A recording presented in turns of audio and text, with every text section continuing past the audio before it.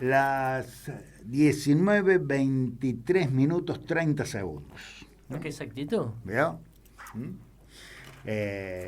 Bueno, les decía recién que uno tiene la sensación de que estos nuevos cultores del amor a la justicia y a las resoluciones orgánicas tomadas por el Supremo Tribunal siguiendo el debido proceso, me hacen recordar, decía, a algunas medidas de Chiquitapia. Chiquitapia, presidente de la AFA, por si hay algún distraído. Por eso la llamo así, ¿no? Particularmente cuando su equipo, el equipo que lo catapultó hasta el lugar que hoy ocupa, Barraca Central, que venía de jugar en la B Metropolitana y con escaso éxito, dicho sea de paso, hoy está en primera. Bueno, jugaba el Nacional, la Primera Nacional. Bueno, uno se sorprendía, primero y principal, los árbitros que seguían la campaña de Barracas eran más o menos siempre los mismos. Detalle. Siempre jugaba los lunes a las 5 de la tarde, con el argumento de que en Barracas no tenían luz en ese momento. Entonces, claro, jugaban de día, luz natural. Jugaban con luz natural. El único problema es que cuando jugaban de visitante también jugaban los lunes a las 5 de la tarde. Claro. Entonces uno empezó a percibir que el motivo era, bueno, ya que todos los partidos se transmitían por televisión, la idea era buscarle los horarios en los que menos gente lo viera. Uh-huh. ¿Por qué? Porque era jugar, digamos, contra una pendiente. Sí, la cancha inclinadísima siempre. La cancha estaba inclinada. A veces, qué sé yo, recuerdo un partido jugado un lunes a la tarde en la cancha de Estudiantes, terminó 0-0 el partido. Bueno, zafaste. ¿Viste? En aquel año en que Estudiantes termina disputando las dos finales por el ascenso. Pero vos te dabas cuenta de que el que imponía las normas tenían claro el resultado final antes de empezar el partido. Bueno, Barraca terminó ascendiendo. Previamente, Estudiantes en el torneo argentino, en ese momento, argentino había disputado una cuasi final, en realidad era una ronda final para ascender, con Central Córdoba de Santiago del Estero. Uh-huh. Recuerdo haberlo dicho cuando iba ganando Estudiantes 2-0. El árbitro te está inclinando la cancha. El árbitro era Lomo Medina. Espectacular. Debo reconocerle que fue espectacular lo que consiguió. A los 10 minutos del segundo tiempo te expulsó un jugador de Estudiantes, el número 5. Es cierto, en ese momento Vázquez se demoró en sacarlo a Aymar, que había quedado de segundo número 5 y único número 5, la Andrés, convengamos. No tenía marca. Digamos, no tenía marca. Parecía la salada, ¿vio? Claro. La cuestión es de que vino el 2-1 y después, bueno, hubo una jugada extraña en el área de Estudiantes, penal 2-2, anda, cantale a Gardel. Sí. Anda, enójate con Tapia o con... Sí, olvidate. ¿Cómo es? Tobicino, el representante de Santiago del Estero en el Consejo Federal y el segundo en la AFA. Te inclina la cancha. A veces con sutilezas. Yo cuando supe que el Lobo Medina era el apellido de ese árbitro, uno empezó a seguirle la trayectoria al Lobo Medina. Que está en primera división ahora. Yo creo que va a terminar arbitrando un mundial, Lobo Medina, si sigue así. Porque es excelente en cómo te inclina la cancha. ¿Viste? Sin que parezca que te inclina la cancha. Bueno, te estoy empezando a ver por dónde va. A mí me da la sensación de que esto, o sea, ayer lo dijimos en el comienzo del programa. Juzgan a Cristina por una cosa juzgada. Primera cuestión. Primer detalle. Irregular. Este mismo proceso se había llevado adelante en Río Gallegos y se había absuelto a todos los acusados. Se lo lleva a Capital Federal, a Comodoro Pi. Perdón, sí, es Comodoro Pi, ya casi que iba a decir Comodoro Pro porque, bueno, suena lo mismo, suena parecido o suena más realista. El pobre Comodoro Pi no tiene la culpa. El personaje Comodoro Pi no tiene la culpa. Ese personaje histórico no tiene la culpa de que claro. ahora ese lugar se conozca más como Comodoro Pro. Los integrantes del primer tribunal, todos de ellos estaban absolutamente de paso y nombrados de oficio en el lugar. El fiscal era amigo del denunciante, jugaba al fútbol con el denunciante, con quien había presentado los papeles en contra de los demandados. Presentan una pericia que dice que las obras se construyeron, que no hubo sobreprecio y que tampoco hubo errores en la licitación, que se justificaba que a la empresa de Lázaro Báez le dieran esa obra porque tenía las maquinarias adecuadas para trabajar en el territorio de Santa Cruz, que no es lo mismo que Capital Federal, donde Calcaterra gana todas las licitaciones que había durante la época del macrismo, aunque eso no significaba ningún hecho de corrupción, según parece, ¿no? Por más que sea primo e integrante de sociedades Macri, SOCMA. Bueno, en la segunda instancia aparecieron en las cámaras a la cual tuvo que apelar el abogado de Cristina y el abogado de todos los demás imputados. Bueno, aparecieron 2 de los 3 integrantes del tribunal, jugaban al pádel con Macri. Sí, sí. Es decir, sí, tiene razón la sociedad rural, ¿no es cierto? Se le dio todas las garantías del debido proceso a Cristina. Y que agregaba el presidente de la Unión Cívica Radical de Río Cuarto hoy, cuando lo escuché. Bueno, pero a Rosati fue ministro de Kirchner. Yo podría agregar, sí, y el otro santafesino de esa corte fue designado también por Néstor Kirchner. Sí, claramente. Yo, a ver, creo en Ahora, esto... creo que está claro de que hoy juegan para otro equipo. Sí, claramente. A ver, yo hoy tenía una conversación de todas las que uno ha mantenido por estas horas sobre el tema, en la que dejaba planteada la cuestión del siguiente modo. Yo no podría, lo voy a decir con toda claridad y espero que se pueda entender, porque por ahí uno presume de ser claro y no lo es. Yo no podría asegurar, con las manos en el fuego, como se suele decir, que Cristina Fernández de Kirchner o cualquier otra persona de su gobierno, ni qué decir de los que vinieron luego, han actuado siempre con honestidad y alejada de cualquier forma de corrupción o de actividad ilícita incompatible con los deberes del funcionario público. No podría hacerlo. No podría hacerlo. Lo que yo crea es irrelevante.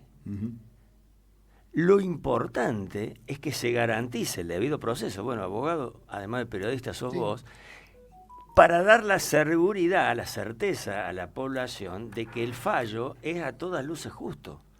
Eso es lo importante, no lo que yo crea.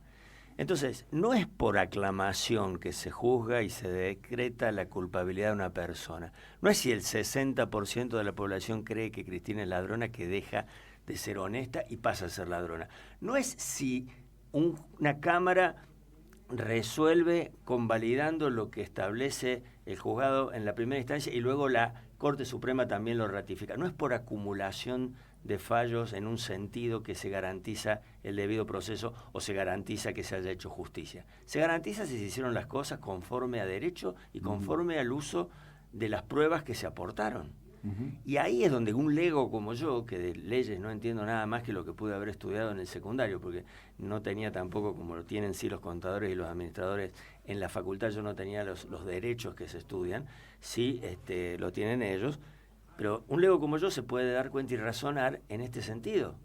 Decir, si vos me garantizás que el procedimiento es correcto, ningún problema, te firmo y vamos juntos si querés a hacer la declaración pública alegrándonos porque se ha hecho justicia. Pero si no está hecho de ese modo, no ha habido justicia, ha habido una puesta en escena.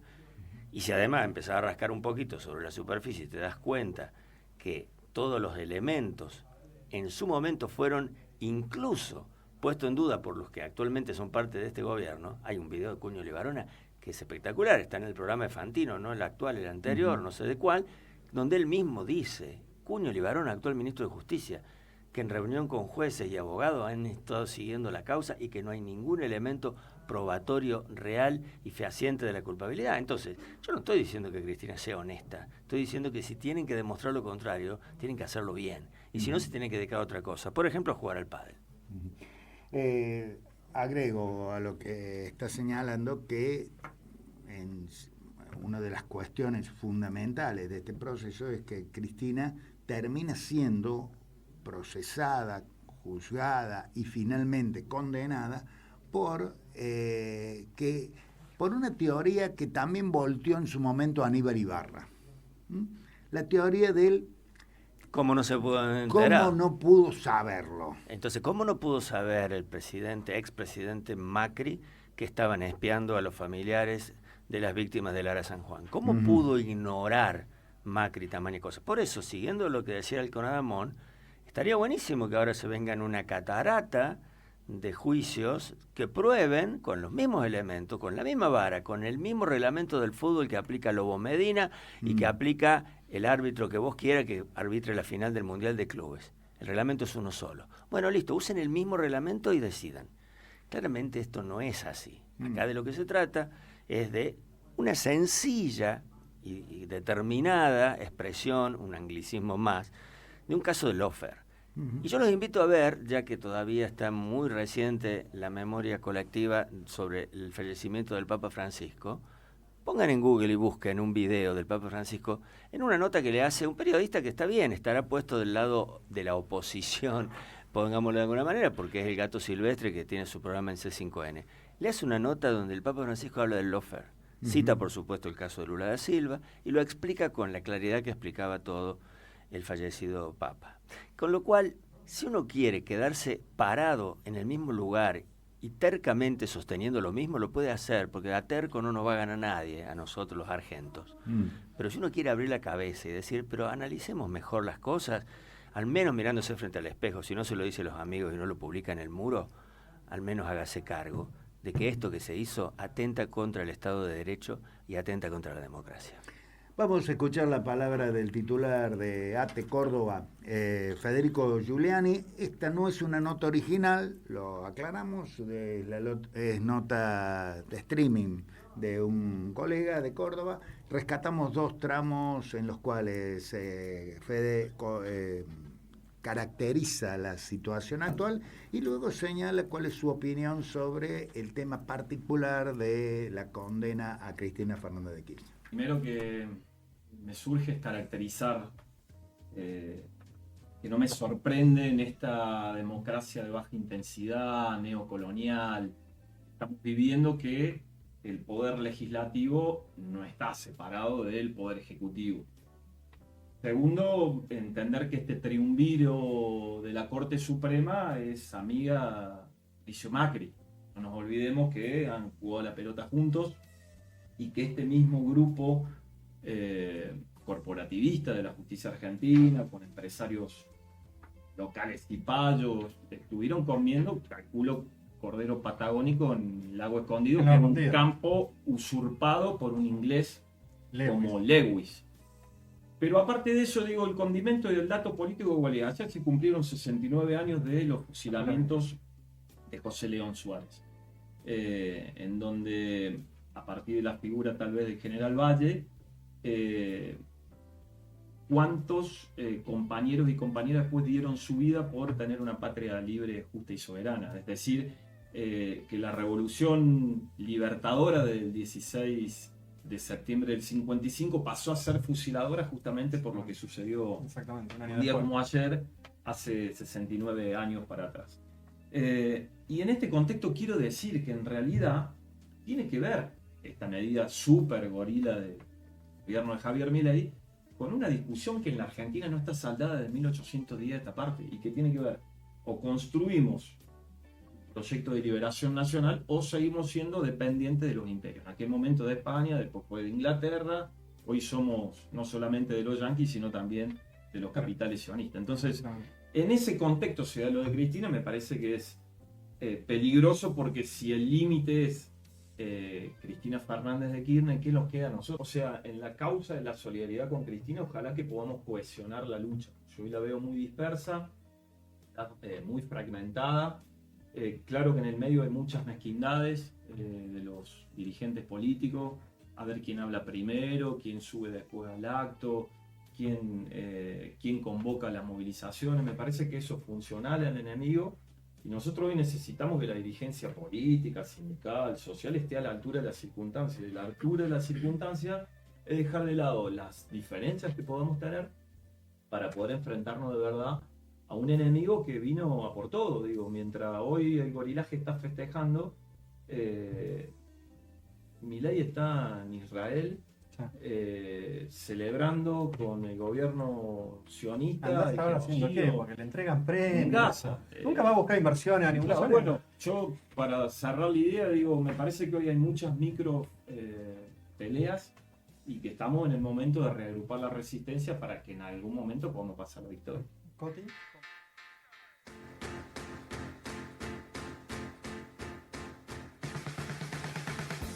Estás escuchando a Osvaldo da Costa y a un grupo de historiadores del presente por la radio de la cooperativa Al Toque. Asociación de Trabajadores de la Universidad Nacional de Río Cuarto, ampliando derechos sociales, económicos y políticos. ATURC. Siempre vamos por más. El gobernador Martín Yayora presentó 600 nuevas motocicletas para la policía de Córdoba para reforzar las tareas de patrullaje preventivo tanto en la ciudad de Córdoba como en el interior provincial. Sigamos trabajando juntos. Recuerden que nosotros somos la esperanza de que la sociedad progrese. Sigamos dándole el combate a los delincuentes. Yo, como digo siempre, quiero los delincuentes tras la reja. No me gusta ver los vecinos tras la reja. Y depende de ustedes. Con tu apoyo, seguimos haciendo. Gobierno de Córdoba. Gestión Martín Yayora. Acompaña a Historias del Presente, Sindicato de Obras Sanitarias de Río Cuarto, trabajando para promover, ejercer y proteger los intereses laborales de las y los trabajadores. Atención afiliados al Sindicato de Luz y Fuerza de Río Cuarto. Colonia de vacaciones de Villa del Dique, promoción Día del Padre. Bonificación especial por 2 noches de alojamiento con desayuno y cena. Consultas, Secretaría de Turismo, teléfono 358-560-8280. Informó Sindicato de Luz y Fuerza de Río Cuarto. El gobernador Martín Yayora participó del anuncio de Stellantis, que fabricará la pick-up Fiat Titano en el Polo Industrial Córdoba y tendrá un fuerte eje en la exportación.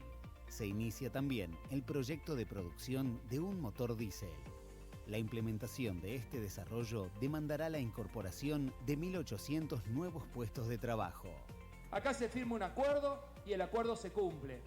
Y esa es la seguridad que claramente Stellantis tiene y que conoce también, por supuesto, de Fiat en todo este tiempo. En Córdoba las cosas que se firman no se borran con el codo. Y en Córdoba lo público y lo privado, con los sectores del trabajo, pueden trabajar juntos, entendiendo que no hay mejor política de desarrollo que un buen empleo, que un buen trabajo. Gracias Stellantis, sigamos trabajando juntos por muchas más buenas noticias. Con tu apoyo, seguimos haciendo. Gobierno de Córdoba. Gestión Martín Yayora. ¿Quiénes son los protagonistas detrás del funcionamiento de nuestra ciudad? Somos los trabajadores municipales, los que día a día nos esforzamos por mantenerla en marcha. Pero, ¿qué pasa cuando nuestros puestos de trabajo están en peligro? Cada empleo perdido afecta a una familia y a la comunidad entera. Los empleados municipales garantizamos el acceso a los servicios y programas que ofrece la ciudad. Somos la fuerza real de trabajo del municipio.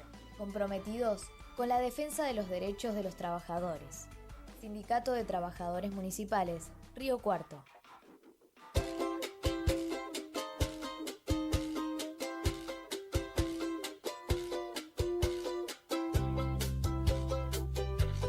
¿Cómo le va Daniel Garis, titular del Sindicato de Trabajadores de la Universidad Nacional de Río Cuarto? Muy bien, muy bien. Buenas tardes, buenas noches. Buenas tardes, casi, antes sí. que nada. Muy lindo. Daniel, hubo paro hoy en la universidad. sector docente ya lo había anunciado, hoy y mañana continúan, pero anoche, ayer, durante el horario de nuestro programa, supimos que también el gremio no docente iba a ser una medida de fuerza en el día de hoy. Sí, así fue, en realidad bueno, todo se desató a raíz de la decisión que se tomó hacia la expresidenta. Y bueno, fue una decisión, nosotros estábamos a nivel local viendo qué pasaba a nivel nacional y qué se podía hacer. Y bueno, la federación que nuclea a todas las organizaciones, a todos los sindicatos de base de las 57 universidades, definió que la FATUN, que nosotros somos parte, definió realizar este paro.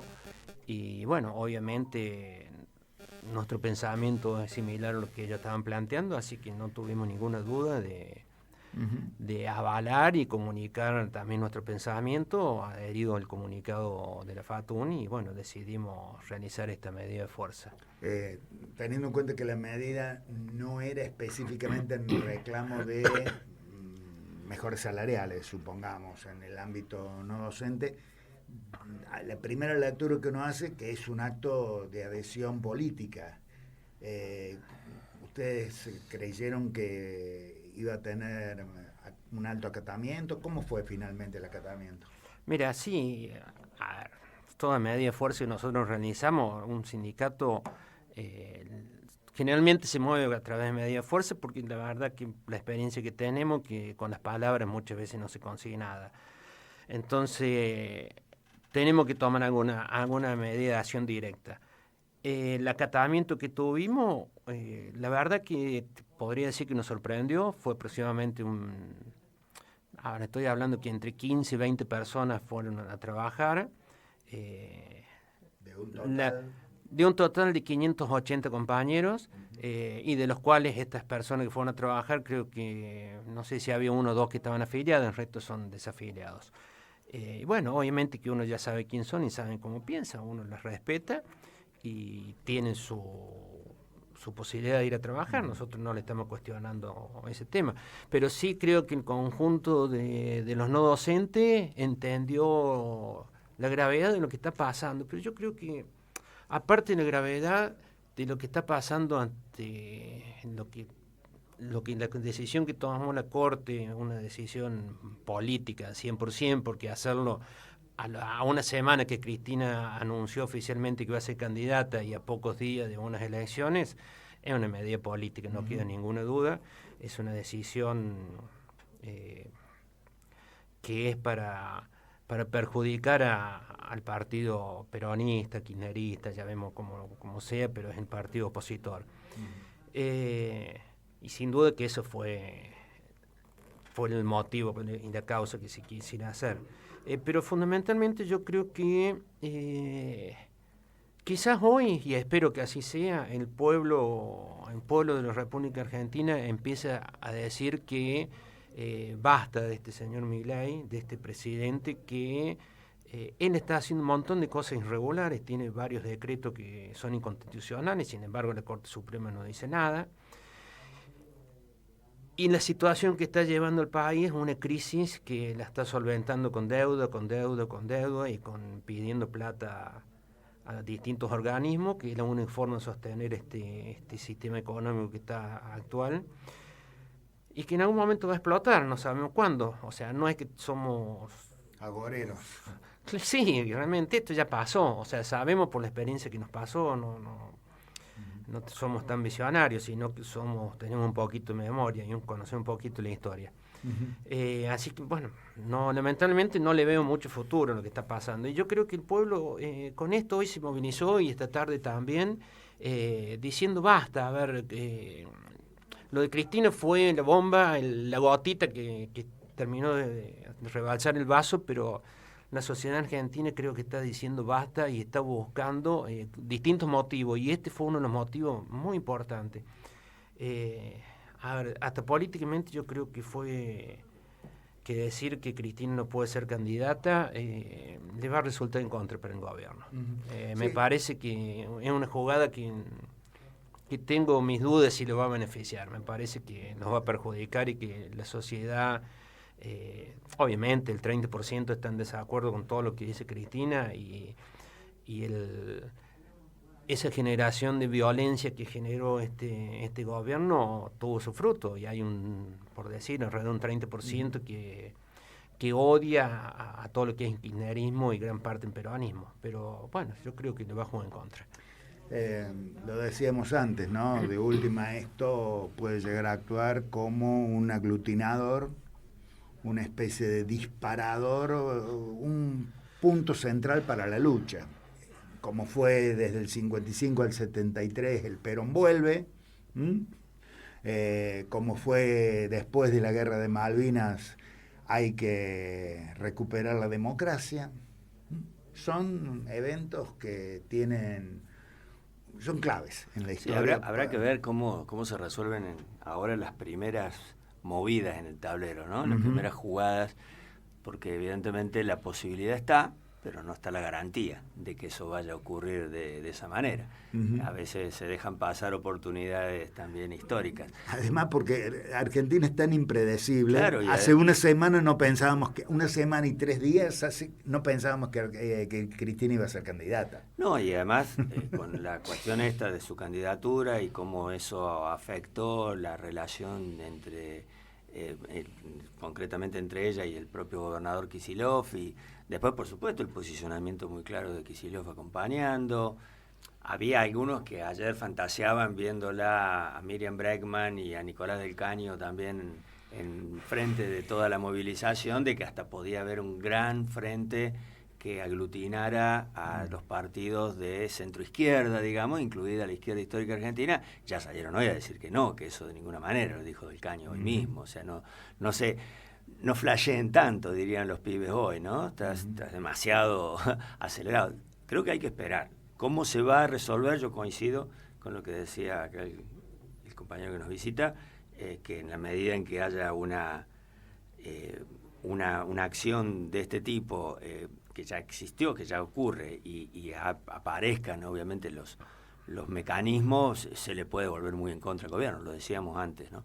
Por eso yo decía, antes de que vos llegaras, esto en realidad no sé si favorece tanto al gobierno como sí favorece obviamente a los intereses del Círculo Rojo, los que brindaban con champán hoy eran Magneto, Paolo Roca, que son los que toman las decisiones en definitiva. No lo dijo Cristina en un modo que podrá parecer irrespetuoso, pero yo creo que las palabras fueron muy justas. El monigote, refiriéndose a nuestro excelentísimo señor presidente, no decide, tampoco los jueces de la Suprema Corte deciden. Actúan en función de lo que les marcan, ¿no? La agenda está escrita en otro lado. A mí esta jornada me están recordando el ley 2019 que lanzó Alberto Rodríguez Sá a fines del 2018. Cuando nadie esperaba nada, de pronto un gobernador dijo: vengan a casa, a ver, pensemos algo, no perdamos, el no ya lo tenemos. ¿Por qué no tratamos de armar algo para poder enfrentar esto en el 2019? Y convengamos, esa primera reunión fue un disparador interesante, por ejemplo, para recibir de nuevo a Alberto Fernández. Ustedes me dirán, bueno, mirá lo que termina. Sí, algunos dicen que la muerte de la Sota cortó un proyecto que debía ser mucho más aglutinante, ¿no? La muerte de la Sota truncó esa posibilidad. Sí, a propósito de esto, y esto no implica ningún tipo de adhesión personal, ¿no? Natalia de la Sota fue la única integrante del cordobesismo tradicional en Córdoba que se expidió, obviamente, en solidaridad con Cristina Fernández de Kirchner, preocupada por lo que puede traer aparejado esto. Digamos, alguien lo señaló, hace un instante Fede Giuliani, ahora recuerdo la frase: si se animan contra Cristina, ¿qué alternativa tiene Daniel Gari de salir con una bandera? La única alternativa es si pensás exactamente lo mismo que ellos y estás dispuesto a hacer lo que ellos te digan. Sí, yo creo que... Bueno, yo estuve reunido con la compañera Natalia de la Sota cuando vino Río Cuarto hace poquitos días atrás, y hablamos de este tema de la Cristina, una posibilidad que podía pasar. Bueno, ella nos planteaba esto, de que ella estaba totalmente en contra de que si llegaban a condenarla y todo este tema que hoy en día ya pasó. Y yo creo que, a ver, el peronismo tradicionalmente cuando se ve tan golpeado así se empieza a unir. Y bueno, hay que dejar al lado un montón de cosas y ver que nos una más el odio que el amor, digamos, ¿viste? Como se dice habitualmente. Yo creo que, como pasó esa vez, es probable que pase.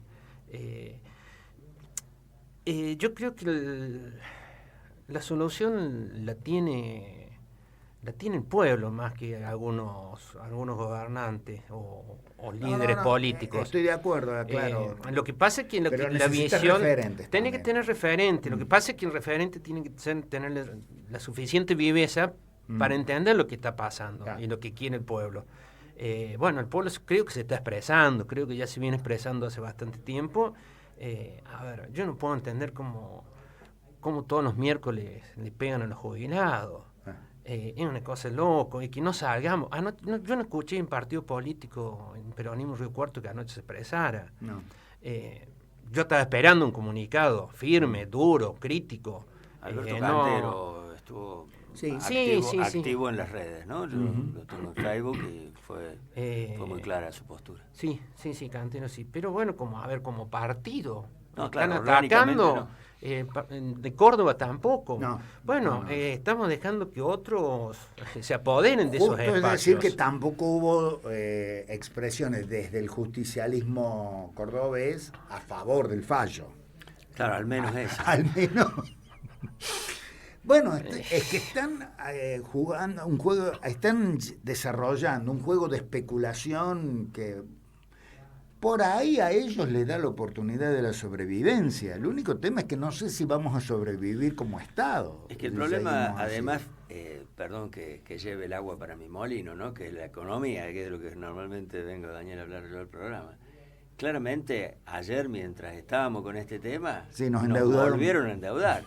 O sea, la deuda argentina ya hoy, contando todos los papelitos que tenemos dando vuelta, va a andar en el orden de los 100.000 millones de dólares. Es decir, estamos hablando de una locura. Que el gobierno ayer saliera a anunciar esta nueva colocación de títulos, en definitiva, para que se entienda, solo que lo hace dentro de lo que es el mercado local, con los actores locales, porque la idea es que los bancos sean los que les presten al gobierno, pero sigue siendo préstamo en dólares. Bajo algunos conceptos, es deuda externa. Los principios que rigen en relación a establecer cuándo la deuda es externa o no, algunos ponen el énfasis en de dónde vive el acreedor. Si el acreedor desde afuera es un acreedor externo, por lo tanto es deuda externa, y otro principio dice, no importa dónde vive, importa en qué moneda se emite la deuda que vos contraes. Y si es en dólares, es deuda externa, aunque el que tenga los papeles sea el Citibank acá en Argentina. ¿Qué quiero decir con esto? Mientras estábamos concentrados en lo que pasaba, en todo sentido, concentración pública en la calle, concentración con la cabeza, ayer nos endeudaron por 7.000 millones de dólares más. De acá en el caminito de los próximos meses, porque tiene una secuencia temporal de 1.000 millones por mes. Entonces, eso es lo grave, que no estamos viendo, lo decía recién Daniel, en qué momento explota la burbuja. Y cuando explote la burbuja, los que vamos a tener que salir a pagar de nuevo el plato somos los mismos de siempre. No es el círculo rojo. El círculo rojo está haciendo una toma de ganancia, como se dice. Está haciendo una toma de ganancias infinitas, porque la transferencia de recursos, como hemos dicho muchas veces en este micrófono, es récord. En el tiempo que transcurrió es récord. Nunca en tan poco tiempo se hizo una redistribución tan regresiva de la riqueza en Argentina. Daniel, ¿cómo sigue la lucha de los no docentes por el tema de la recomposición salarial? Hay un proyecto en el Congreso. Sí, ¿no? Está el proyecto de ley de financiamiento universitario en el Congreso. Estaba previsto que para la semana que viene entraría su tratamiento, pero con todo esto, no sé, porque también está atrasando absolutamente todo. Espero que de lo que se hablaba que había principios de acuerdo, bueno, espero que esos principios de acuerdo sigan estando y que se pueda tratar. Hay un problema que ha surgido ahora que tiene también que ver con el tema de los discapacitados y la norma que se aprobó hace una semana en el Congreso. En el Senado de la Nación no hay plazos perentorios para que se expidan las comisiones. Ergo, lo van a tratar cuando se les ocurra al presidente de la comisión. El presidente de la comisión es de La Libertad Avanza.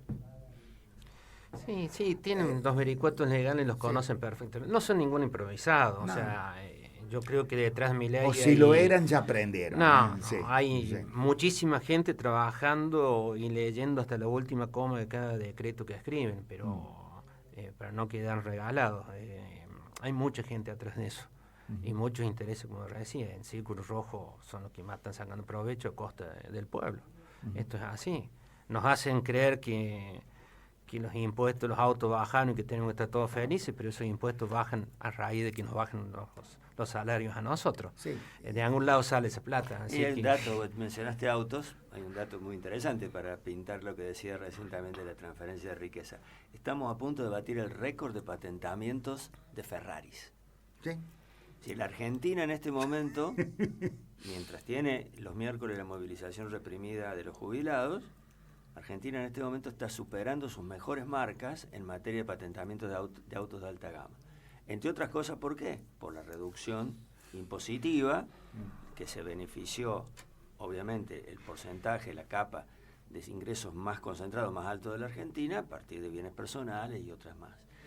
Entonces, bueno, a ver, poneme las pruebas sobre la mesa, hablando de pruebas de los que tanto se habló estos días respecto del caso de Cristina. ¿Más pruebas que esa? Más prueba que esa. Eso es mega concentración de la riqueza. También es interpretar un criterio ideológico, ¿no?